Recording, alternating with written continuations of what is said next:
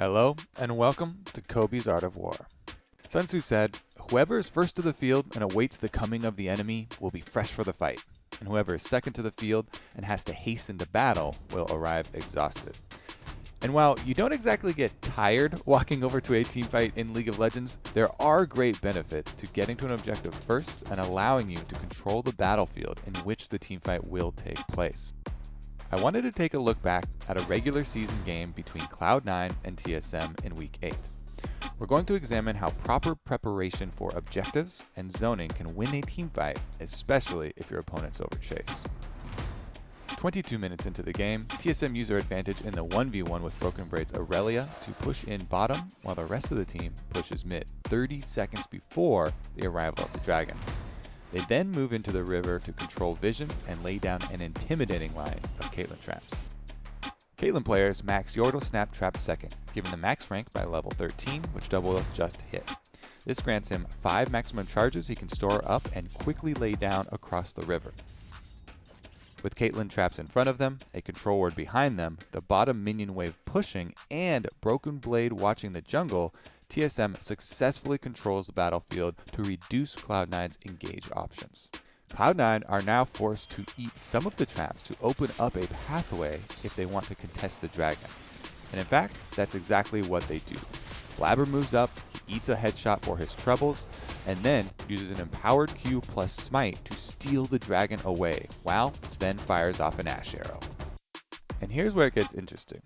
Even though Cloud9 have stolen the dragon, it doesn't give a large power increase for the immediate fight. And given the fact that Kennen does not have flash, is still positioned behind the trap line, Cloud9 would actually be advised here to leave the river and be content with their dragon steal. This is where our second quote from the Art of War comes in. If your opponent is temperamental, seek to irritate him. Pretend to be weak, that he may grow arrogant. Which roughly translates to, just bait him, bro. At this moment, you may think Treats Morgana fails to Black Shield Double Lift. After all, Sven's Ash Arrow stuns Double Lift, gives vision to Cloud9, and encourages them to engage on the AD carry. But if we rewind the footage and look frame by frame, Treat's hands are clearly still functioning. He does in fact make a choice to cast Redemption on Double Lift instead of the Black Shield, while the arrow is still in the air. This strategy is effective because Cloud9's carries are in very poor positions to follow up with damage on the engage. And with the combination of Redemption to heal up Volibear's R plus W physical damage, and a later Black Shield to mitigate the minimal magic damage from Volibear's E, Treats is easily able to deal with the initial threat on Double Lift. Now, even though Niski is the closest DPS to following up on Blabber's engage, he is on Azir, and it is dangerous for Azir to chase very long distances in teamfights, as he must use his Conquering Sands ability to move Sand Soldiers forward, thus leaving him without an escape tool and vulnerable. Meanwhile, Broken Blade stuns Kennen far back from the teamfight as he attempts to navigate through the traps.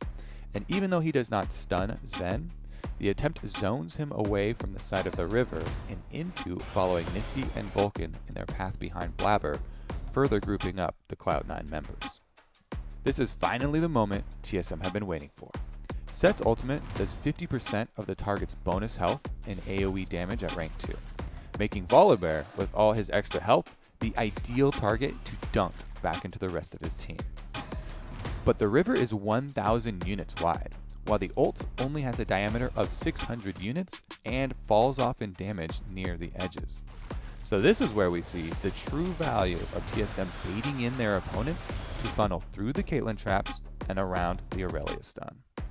Spica gets a massive 4-person ultimate. Because the grouped up members of Cloud9 don't immediately flash away from the incoming showstopper, they take the sweet spot damage, and Spica is also able to cast a follow Facebreaker just as he is pushed back by the Emperor's Divide, stunning Blabber, Niski, and Vulcan for follow-up AoE damage from Double Lift's Peacemaker and Bjergsen's wildcards. When Broken Blade's Aurelia ult comes through, they try to flash and scatter, but the damage has been done and it's too late. As TSM chase down the 2 flashless Cloud9 members inside the Dragon Pit, Bjergsen stuns and Treats exhausts the only remaining threat in Licorice's Kennen, allowing them to pick up their 3rd kill in the subsequent Baron. TSM go on to win this game, in which they demonstrate multiple times the power power of early objective preparation, proper spacing in your team fights, and tricking your opponents into over-chasing. Please leave any feedback for this new series in the comments or hit me up on Twitter at esportskobe.